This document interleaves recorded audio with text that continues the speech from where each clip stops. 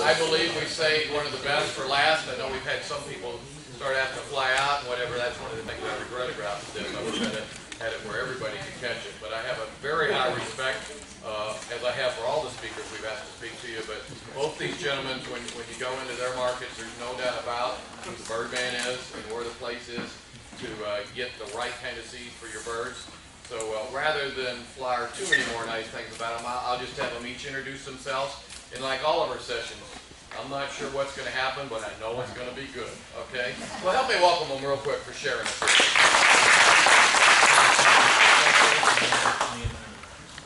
I'm Tom Stryker, Blue Ridge Birdseed Company in Blue Ridge, Georgia, about 90 miles north of Atlanta. Very small market, and we'll come back, I'll talk about my house blend and what I've tried to do to be effective with seed sales. My name is Eric Moore, and I own a business called Jay's Bird Barn. We have 2 stores, one in Prescott, Arizona, and one in Sedona, Arizona.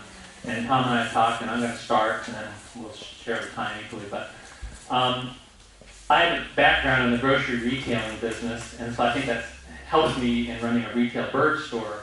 Coming from the grocery business, I realized that there are some commodities that are really important, like bread and milk, and they're consumable, where people have to keep buying them over and over again. And so I tried to mirror that in my bird store, realizing that when I sell somebody a really nice pair of binoculars or a great field guide, they're not going to need to come back in 4 or 6 weeks and buy another field guide or another pair of binoculars. Whereas birdseed is a consumable item, and they're going to have to keep coming back time and time again. So we've really tried to build our business on birdseed because we know that they'll get people in the store. I know that making that commitment to being a high bulk or high quantity seed seller is a big commitment because it's very labor intensive and it's very space intensive. And a lot of people don't want to get into that because it's just a lot of work. I will readily admit that. But that's how we try to build our business. A few things that we do. Number one, we use an electronic point of sale system. We do use QuickBooks. And because of that, we can generate reports for yesterday, today, for last week, the last 30 days, last 60 days, or last year, whatever. So I run a weekly report in QuickBooks that shows me my movement by SKU, and so I know exactly how many bags or how many blocks of suet or how many cakes of Mr. Bird or whatever I sold. Then I take that information and I plug it into an Excel spreadsheet that I've created that shows me weekly sales movement by seed type. And then at the bottom of this spreadsheet, I have a formula that gives me a 3-week trend and a 6-week trend. So it kind of adjusts as the seasons change and migration changes and birds change. I have a really good, accurate numbers of exactly, to the item, how many bags of sunflower seed or how many bags of millet I've sold in the last 3 weeks and the last 6 weeks. When I order, I have to order 3 weeks out. And so when I order on a Monday. That order comes in the following Tuesday. So I have that week to account for. And then I won't get my next seed order for 3 more weeks. So I'm basically ordering 4 weeks out. And that's why I'm doing these trends where I look and see, okay, what have I done the last 3 or 6 weeks? Then I have another Excel spreadsheet that I use where I do a physical inventory of what seed I have on hand the day that I order. And it doesn't take long. I mean, it's really a quick process. I can probably do a seed inventory in like 10 minutes. So then I see what I have on hand.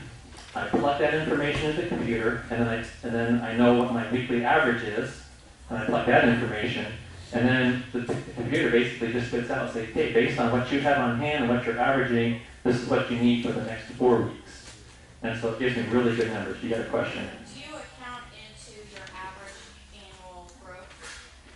No, I do not. Because it's such current information, and if you're experiencing annual growth, you're going to be living that right now in the last 3 weeks or the last 6 weeks. It's real current information. So you don't, because you can weight that? Yeah, I don't.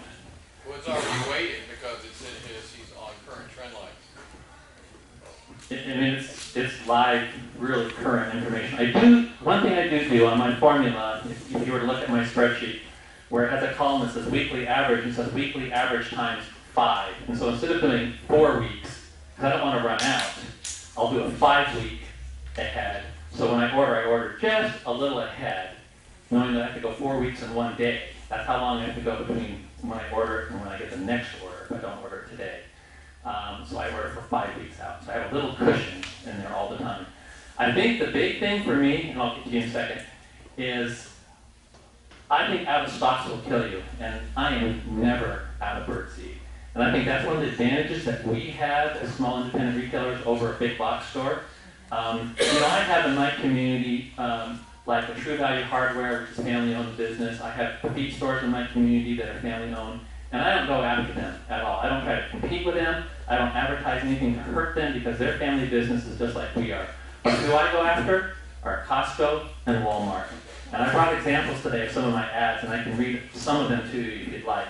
But I hammer Walmart constantly, weekly in my radio ad. Let me hear one of them Walmart ads. Okay. This is a long one. Before opening our first store 7 years ago, I conducted a competitor analysis and discovered there are over 20 stores in Prescott where folks can buy wild bird seed, including big box stores, pet stores, grocery, drug, hardware, and feed stores. What makes shopping at Jay's Bird Barn for wild bird supplies different from all the competition? Wild birds is all we do. Our focus is very narrow, but our knowledge is very deep. We know birds, and we sell wild bird food that is formulated for the birds that occur in this area. Buying cheap bird seed with filler ingredients is like throwing your money away. So much of the wild bird seed ends up on the road. If you want quality wild bird products, visit the experts at Jay's Bird Barn. We specialize in bringing wild birds to your backyard. Now, I didn't mention Walmart in that one, but I have a lot more I specifically mentioned Walmart. Let's hear that nail Walmart ad. Okay. Here's one that says, remember when you could buy a half gallon of ice cream? Now it comes in 56-ounce containers, or even smaller. Hi, this is Eric Moore, owner of Jay's Bird Barn. We haven't downsized our bags of bird seed, even though many of our competitors have switched to smaller packaging. For example, Walmart sells sunflower chips in a 5.5-pound bag for $10.97. That equates to $1.99 per pound. At Jay's Bird Barn, we sell sunflower chips in our original 25-pound bag for $29.99. That is $1.20 per pound, a savings of 80 cents per pound over Walmart price. And then I continue from there. So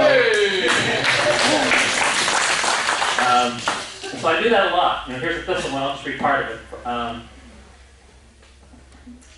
It says, big box stores claim to be the cheapest place to shop. The only thing cheap about them is the quality of their products. It's bold, but I say it on the radio.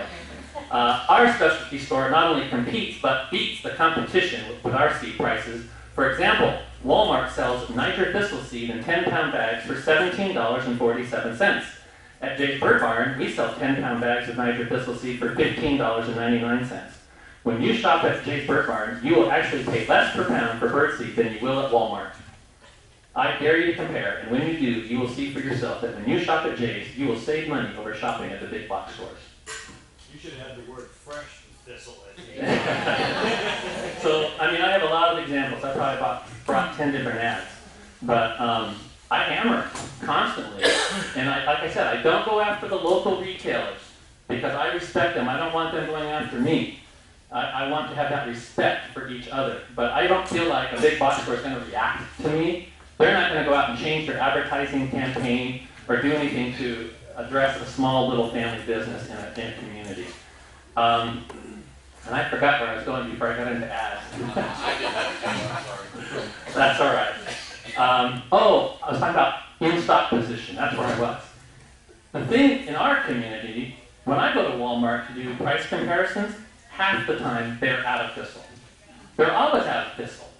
And I feel like putting a sign on their shelf, go to Jay's Bird Barn, they're cheap in stock. I haven't done it, but I've been very tempted. I thought that might kind of damage relations, but seriously, I go in there and they have no 20-pound thistle bags, they have no 10-pound thistle, they have some 5-pound thistle bags, which are, I think, $10.99 or $9.99 for 5 pounds, which is $2 a pound. And they can come to our store and it's $1.40 a pound if you buy it in a 25-pound bag. So we're way cheaper. We always have it. And so I feel, be aggressive. Don't be afraid of the big guys. Take them on. I love it. Wow. Absolute wow. Jay, how much seed do you sell in a year and a month? This year on our thistle seed, just to kind of give you a feeling, January 1st through September, we've sold over 50,000 pounds of this. And that's just one seed type. Certainly we sell black oil, we sell millet, spray. Now, you run like a 50,000 square foot store, or what is it?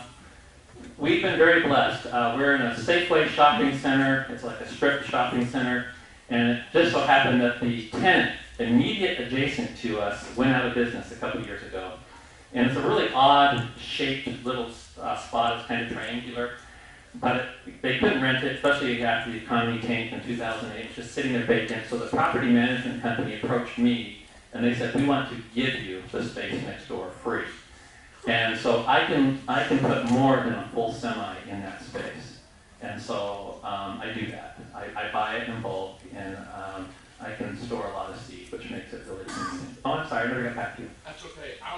You were talking about the movement on the report showing movement of your seed. Yes, sir. When you were looking back approximately 5 weeks to get a general idea of what you need to prepare for 5 weeks ahead or thereabouts. Yes, sir. Looking back as the seasons change, how are you adjusting for seasonal changes rather than just looking at what you did 5 weeks prior? You understand what I'm saying? Are you looking at the same period last year? I am not. No 2 years are alike, really. I mean, just like bird populations, it's funny, you can probably hear this in your store. People come and say, I just won't have the hummingbirds this year that I had last year. It's like, yeah. I mean, they expect to have the same number of birds every year. It's just like a flat number. It's like, it's static. It's going to change from year to year. My seed sales are dependent by what's going on in nature. Like, I had a very hot and dry September this last month, and my seed sales were down a lot. And I attribute it to the bird activity because when we had our summer monsoon rains in Arizona, it produced a lot of wild flowers, and plants are now producing seeds. And so the birds are out there finding all this natural food source, and they're not nearly as dependent on human-provided food sources right now. And so my seed sales really dipped in September. And so it's really not a good idea, I don't think, to look year to year because it's going to change. Like we had a very severe winter last winter, which was great for seed sales, but I might not have a severe winter this year, and so my seed sales might be flat. So I just look at the last 5 weeks, and then that projects the next 5 weeks. It's current information. All right, thank you, Jay. I don't belong up here with you. Oh, yeah, you do. I'm a small market perspective here. I do 5,000 to 8,000 pounds in a month. It's a very different situation. My market's about 1,000 people, little town of Blue Ridge, Georgia. The county's about 22,000. A lot of my customers don't live there. I'm a vacation home community in the Blue Ridge Mountains. I've got a lot of Florida customers that I'll see all summer long, and I won't see them again until April.